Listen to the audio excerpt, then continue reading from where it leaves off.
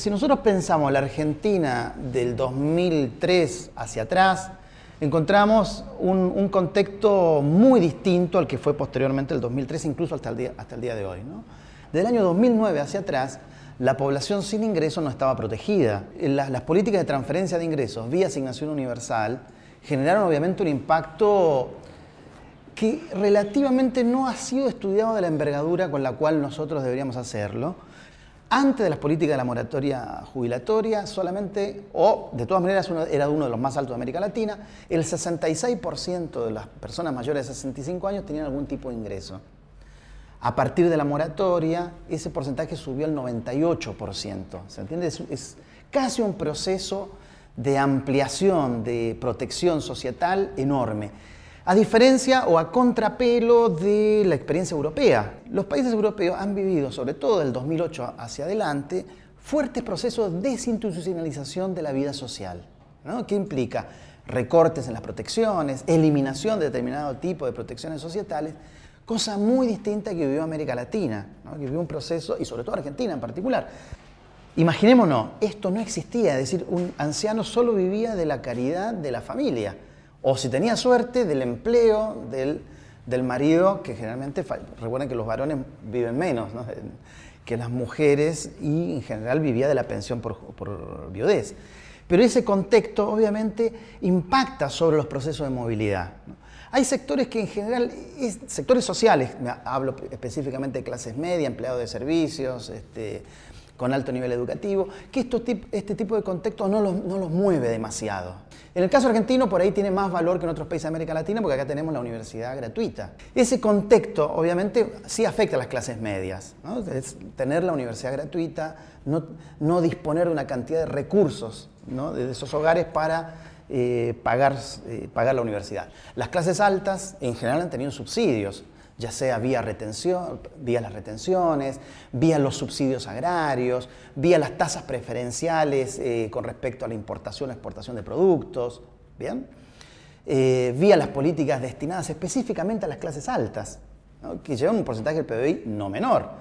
Y eso en general se habla poco en las ciencias sociales, ¿no? Las transferencias a las clases medias, las transferencias a las clases altas, sino que en general siempre nuestros cañones están puestos, o por lo menos en términos mediáticos, a las transferencias a los sectores populares, que no son más allá del 0,4 del PBI, es insignificante lo que se transfiere a los sectores populares. Los sectores populares tienen voz para reclamar el conflicto, ¿se entiende?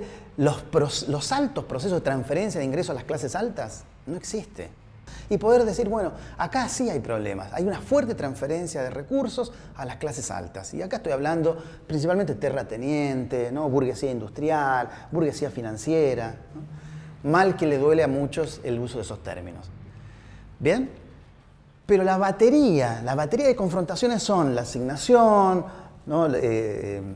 Fíjense los términos que se usan muy despectivos, porque nosotros no usamos términos despectivos para las transferencias hacia los ricos o hacia las clases medias, ¿no?, que somos nosotros. Sino que los despectivos es hacia las transferencias a los sectores populares, ¿no? Choriplaneros, vagos, etc.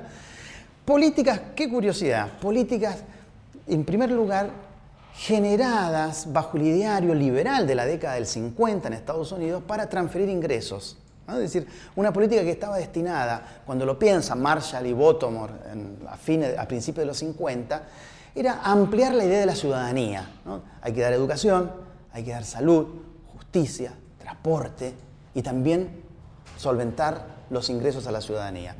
Y en todos los países ocurre también la misma tensión.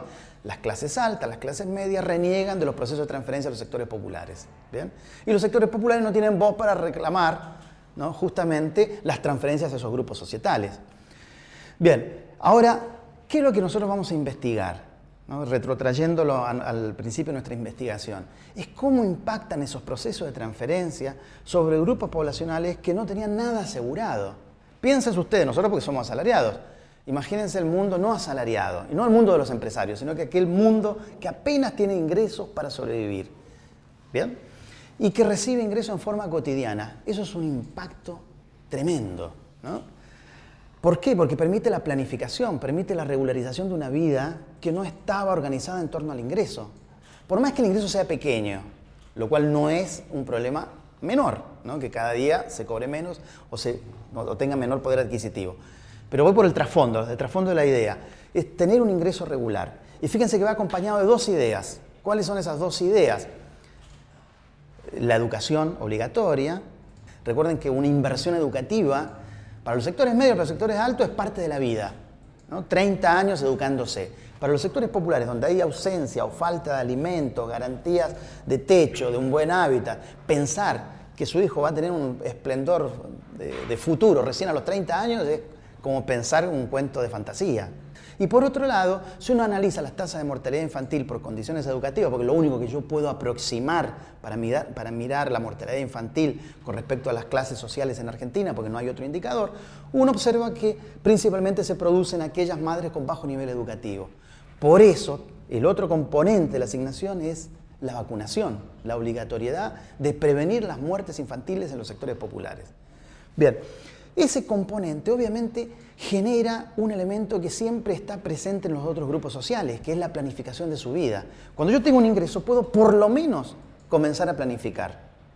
Estudiar hoy en día a esos niños, esos jóvenes, cubiertos por la asignación universal, es un estudio que recién comienza y que no va a dar fruto recién en 20 o 30 años más, cuando veamos la plena inserción de esos jóvenes potencialmente incorporados a la vida profesional, siempre y cuando hayan, ¿no?, realizado estudios superiores en las nuevas universidades o hayan culminado los estudios secundarios. Bien, entonces, en términos generales, es estudiar esa impronta estatal en los procesos de movilidad.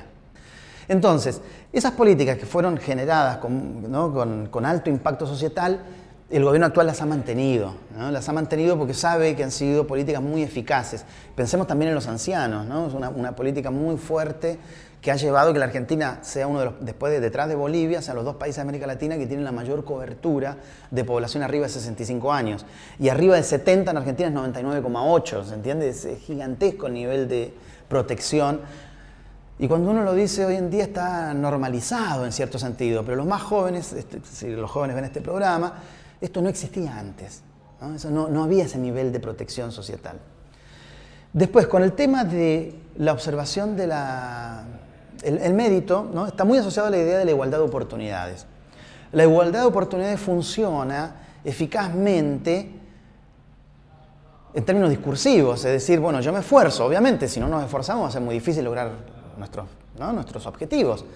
Pero esa capacidad propia, por más que yo genere políticas de oportunidades, ¿no?, es decir, o genere las condiciones de la oportunidad, están basadas también en diferencias de posiciones muy distintas que tienen los individuos con respecto a la posibilidad de acceder a una oportunidad.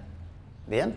Yo puedo generar la universidad pública y gratuita para que todos accedan, pero hay gente que no tiene los alimentos suficientes o dinero para pagarse un transporte, o tuvo una educación donde, producto de las carencias, no le permitió la abstracción. Ustedes saben lo que significa para el conocimiento la capacidad de abstracción. Si no hay capacidad de abstracción, es muy difícil leer un texto, comprender un texto, ¿no? Si a una familia pobre uno le dice, bueno, eduque a su hijo y a los 30 años, o sea, en 30 años más, una familia que no puede pensar de acá a un mes qué es lo que va a pasar, ¿no?, con pagar el gas, ¿no?, la luz, comer, etc. En 30 años, eso genera obviamente distorsiones con respecto a las expectativas. La igualdad de oportunidades obviamente tiene que tener un posicionamiento previo, que son las igualdades de condiciones o igualdad de posiciones. Si no tenemos igualdad de posiciones, que es la raíz de la desigualdad, esa igualdad de oportunidades es una fantasía.